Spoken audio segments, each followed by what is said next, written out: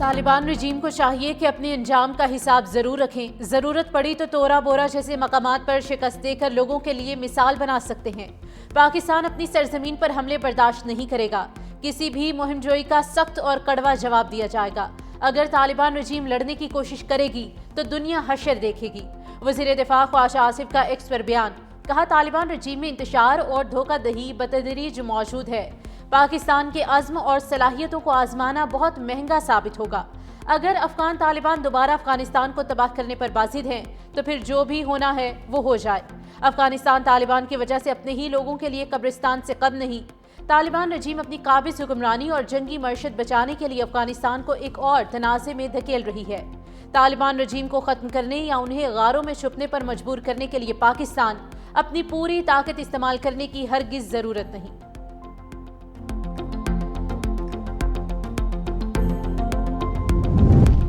پاکستان اور افغانستان کے وزرائے داخلہ کی تہران میں اقتصادی تعاون تنظیم کے اجلاس کے موقع پر ملاقات۔ دونوں رہنماؤں نے مصافحہ بھی کیا۔ وفاقی وزیر داخلہ محسن نقوی نے پاک افغان مسئلے کو بات چیت کے ذریعے حل کرنے پر زور دیا۔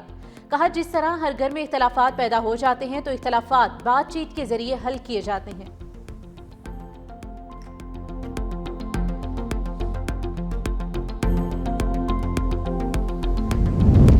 پاکستان نے ہمیشہ افغانستان کو پلکوں پر بٹھایا۔ اگر افغانستان بھارت کی پراکسی بنے گا تو برداشت نہیں کریں گے۔ بھارت کا حشر سب نے دیکھ لیا، اب وہ افغانستان کے ذریعے پاکستان میں دہشت گردی کروانا چاہتا ہے۔ سینئر وزیر سندھ شرجیل انعام میمن نے میڈیا سے گفتگو میں کہا کہ کوئی ملک پاکستان کی طرف میلی آنکھ رکھے گا تو منہ توڑ جواب دیں گے۔ کراچی میں افغانی غیر نصابی سرگرمیوں میں ملوث پائے گئے۔ حکومت سندھ غیر قانونی مقیم افغانیوں کو ڈیپورٹ کر رہی ہے۔ حکومت کا مقصد ای چالان نہیں، قوانین کی پاسداری یقینی بنانا ہے۔ جن کے پاس مینڈیٹ ہی نہیں وہ تنقید کر رہے ہیں۔ جب کوئی خلاف ورزی نہیں کرے گا تو چالان بھی نہیں ہوگا۔ سب کو ٹریفک کی قوانین کی پاسداری کرنی چاہیے۔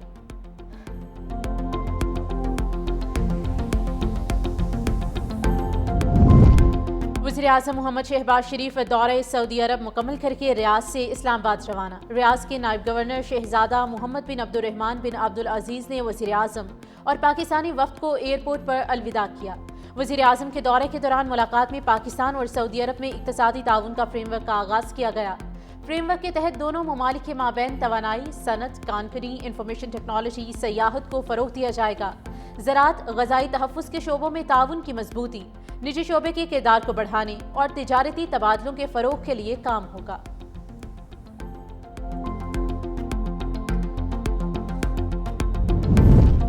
امریکی صدر ڈونلڈ ٹرمپ کی ایک بار پھر وزیر اعظم شہباز شریف اور فیلڈ مارشل سید عاصم منیر کی تعریف۔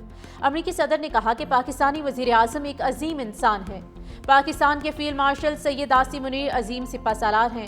میں نے پاکستان اور بھارت کے درمیان جنگ بندی کرائی۔ پاک بھارت جنگ میں 7 طیارے گرے۔ میں نے مودی کو کال کی اور پاکستان کے ساتھ ٹریڈ ڈیل کرنے کا کہا۔ مودی کے انکار پر 250% ٹیرف عائد کرنے کی دھمکی دی۔ دونوں ممالک نے 48 گھنٹوں میں جنگ بندی کر دی۔ مزید کہا کہ میں نے 8 ماہ میں 8 جنگیں رکوائیں۔ دنیا میں امن قائم کر رہے ہیں۔ امریکی صدر کی حماس کو بھی دھمکی۔ کہا اگر حماس نے درست رویہ اختیار نہ کیا تو اسے ختم کر دیں گے۔ اسرائیل کو حملے کا جواب دینے کا حق حاصل ہے۔ مزید کہا چین کے ساتھ اچھے تعلقات ہیں۔ امید ہے صدر شی جن پنگ کے ساتھ ملاقات بہترین رہے گی۔ قانون واضح ہے، مجھے تیسری مدت کے لیے انتخاب لڑنے کی اجازت نہیں۔ وزیر اعظم آزاد جموں کشمیر کے خلاف تحریک عدم اعتماد، پیپلز پارٹی اور مسلم لیگ نون کے درمیان ڈیڈ لاک ختم ہو گیا۔ مسلم لیگ نون نے قبل از انتخابات کرانے کی شرط پر عدم اعتماد میں حمایت کی یقین دہانی کرا دی۔ مسلم لیگ نون کا مشورہ دیا کہ نیا وزیر اعظم آئینی عہدوں پر التوا کا شکار تعیناتیاں کرا کے انتخابات کی راہ کو ہموار کرے گا۔ صدر مسلم لیگ نون آزاد جموں کشمیر شاہ غلام قادر اور سابق وزیر اعظم راجہ فاروق حیدر کے تحریک عدم اعتماد پر دستخط کر دیے۔ تحریک عدم اعتماد جمع ہونے کی صورت میں پارٹی پالیسی کے مطابق مسلم لیگ نون سے تعلق رکھنے والے وزراء مستعفی ہو جائیں گے۔ مسلم لیگ نون کے وزراء اور ٹکٹ ہولڈرز کو بھی آئندہ الیکشن سے قبل برابری کی بنیاد پر فنڈز دیے جائیں گے۔ مسلم لیگ نون عدم اعتماد میں ووٹ ڈالنے کے بعد اپوزیشن بینچز پر بیٹھے گی۔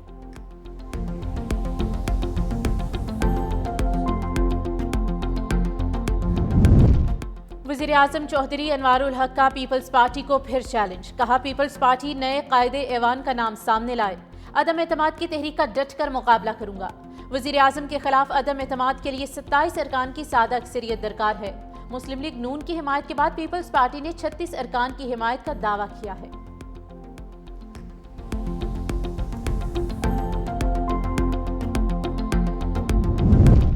میں لایا گیا نہیں، منتخب ہو کر اقتدار میں آیا ہوں۔ وزیر اعلیٰ کے پی سہیل آفریدی کی گفتگو، کہا بانی پی ٹی آئی سے ملاقات میرا قانونی حق ہے۔ محکمہ داخلہ کے ذریعے پنجاب حکومت کو ملاقات کے لیے خط لکھا۔ اسلام آباد ہائی کورٹ کے 3 ججز نے ملاقات کی اجازت دی۔ ہم نے عوام کو تحفظ دینا ہے جس کے لیے قانون سازی کر رہے ہیں۔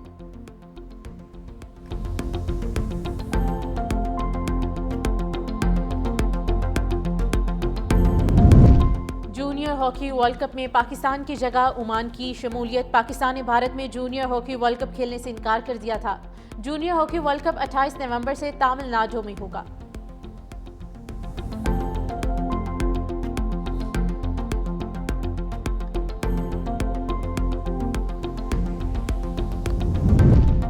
اور آئی سی سی کی نئی رینکنگ جاری، بھارت کے روہت شرما ون ڈے میں نمبر 1 بیٹر بن گئے۔ ابراہیم صدران کا دوسرا، شبمن گل کا تیسرا نمبر، جبکہ بابر اعظم چوتھے نمبر پر برقرار۔ ون ڈے بالرز میں افغانستان کے راشد خان کی ٹاپ پوزیشن برقرار۔ شان مسعود کا 5 درجے ترقی کے بعد ٹیسٹ میں 42واں نمبر۔ محمد رضوان ٹیسٹ میں 5 درجہ تنزلی کے بعد 21ویں نمبر پر آ گئے۔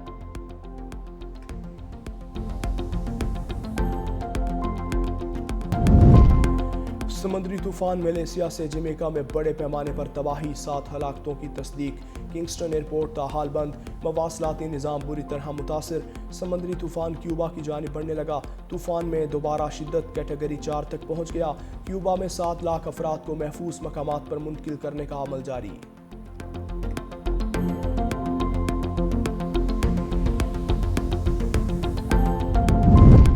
بھارت میں سمندری طوفان مونتا کے پیش نظر ساحلی شہر کناڈا کے اسکول بند۔ بھارتی محکمہ موسمیات کی آندھرا پردیش کے 19 اضلاع میں شدید بارش کی پیشگوئی، ریڈ الرٹ بھی جاری۔ ریاست میں اسکولز اور کالجز کو 2 روز کے لیے بند رکھنے کا حکم، 32,000 افراد کی محفوظ مقامات پر منتقلی جاری۔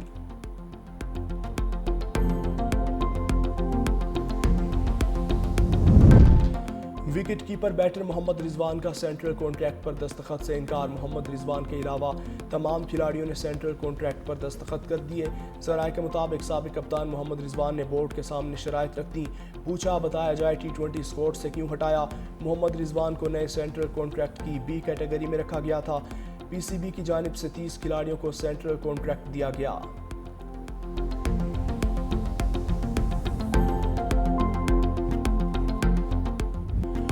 اور جنوبی افریقہ نے پہلے T20 میں پاکستان کو 55 رن سے شکست دے دی۔ قومی ٹیم بولنگ اور بیٹنگ دونوں شعبوں میں بری طرح فلوپ۔ مہمان ٹیم نے پہلے کھیلتے ہوئے 194 رنز بنائے، ہنڈرکس کی 50۔ جواب میں پاکستان نے 139 رنز پر ڈھیر۔